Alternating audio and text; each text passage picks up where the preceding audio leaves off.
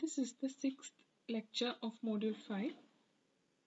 In this lecture, we will discuss the principle of vector control or field-oriented control of AC machines. Now let's see what is meant by vector control.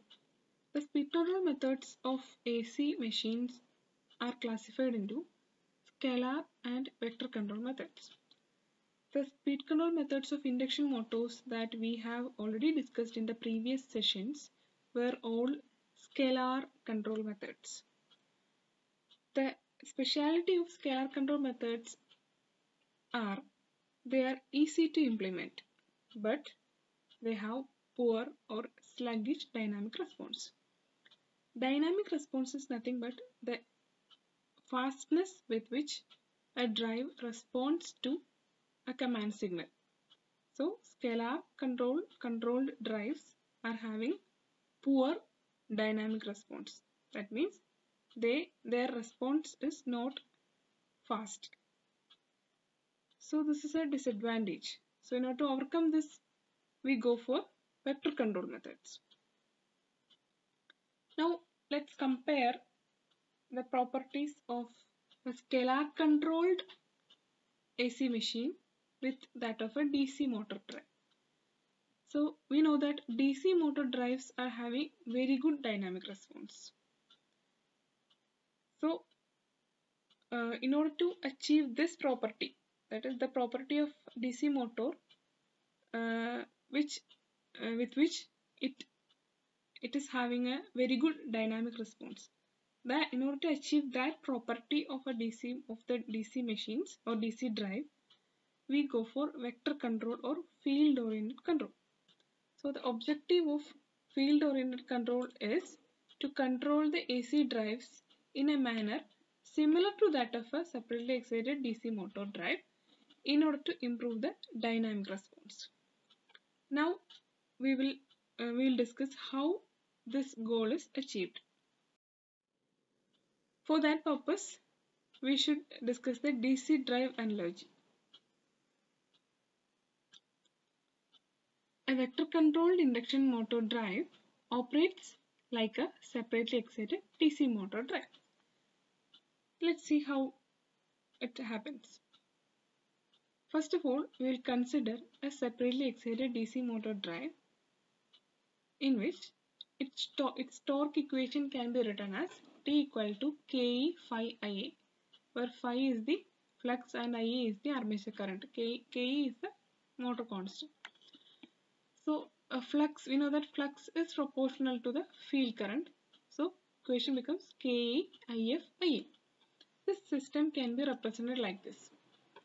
In this system, the armature current Ia is shown, and this is the field current which flows through the field winding. So we know that armature current is responsible for torque production and field current is responsible for producing the flux in the circuit, in the machine. So the field current and the field flux are in phase, and the armature flux and armature current are in phase, and both are perpendicular to each other. Ia and If are perpendicular to each other. Now let's come to the equation again. So torque is equal to the constant K into psi F into psi A, where psi F is the field flux and psi A is the armature flux. So as we discussed, the armature current can be named as the torque producing current, and If is called the flux producing current.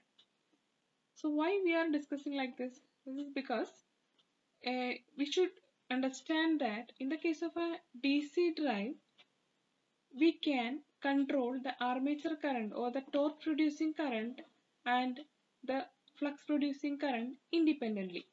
That means if you control or if you vary the value of Ia by keeping If constant, or if you vary the value of If by keeping Ia constant, they will not affect each other. That means variation of Ia will not affect the value of flux, or variation of If will not affect the torque. So they can be controlled independently. So in the case of an AC machine, it's not like that. So as we discussed, in the case of a DC motor, the flux producing current and torque producing current can be controlled independently. That means they are decoupled in nature. So due to the decoupled nature of space vectors, DC machines give fast response to control. This is the advantage of a DC drive. So we are trying to bring this property to an AC drive. In the case of an induction motor, the flux and torque producing current vectors are coupled. That means they are not separate. They are coupled and cannot be controlled independently. In the case of, for example, in the case of an induction motor, it is having a stator current Is. So a component of stator current produces torque and the other component of stator current produces flux. But it is not easy to separate the torque producing component and flux producing component of stator current. So we have to implement, or we have to adopt some other methods to decouple the torque producing component and flux producing component of stator current. And it is known as vector control. This control is based on projections that transform a three-phase time and speed dependent system. A three-phase time and speed dependent system into a two-coordinate time invariant system. We will see how this is done. Now let's consider the case of an induction motor.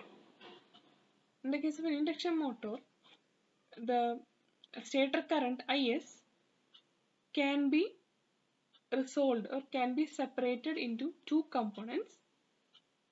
One is torque producing component and the other is flux producing component. So in the phasor diagram we can see that this IQS, it is IQS is the torque producing component and IDS is the flux producing component.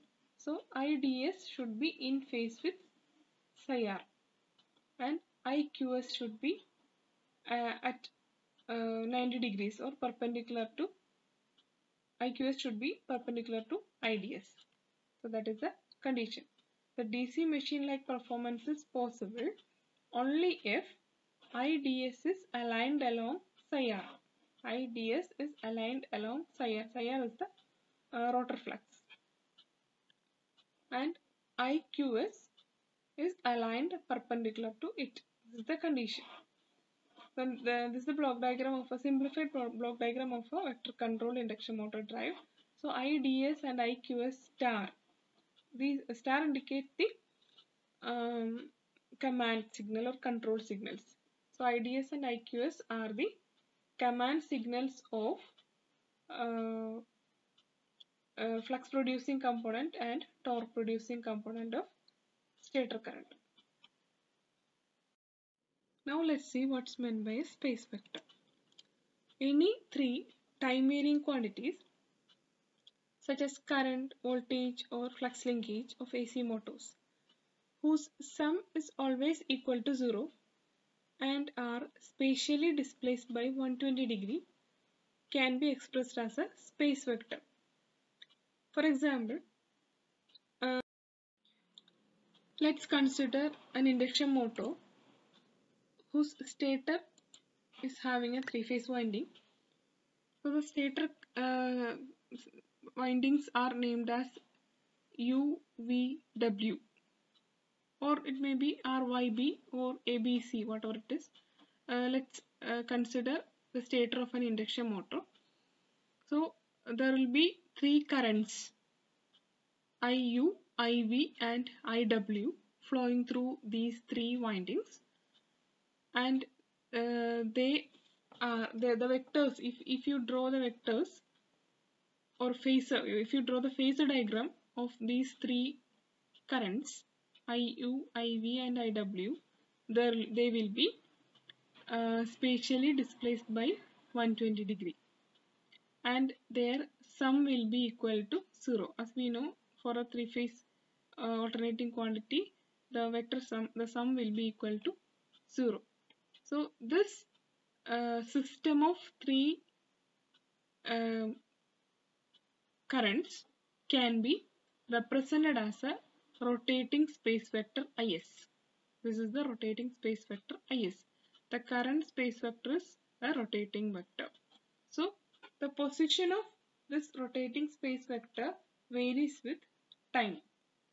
So at omega t equal to 0, the rotating space vector will be at this position, 30 degree at this position, 60 degree at this position and 90 degree at this position. Like this, it keeps on rotating for the whole cycle. So this is the concept of current space vector. Then the principle of vector control of induction motor. In the detailed discussion of the vector control will be discussed in the next lecture. Thank you.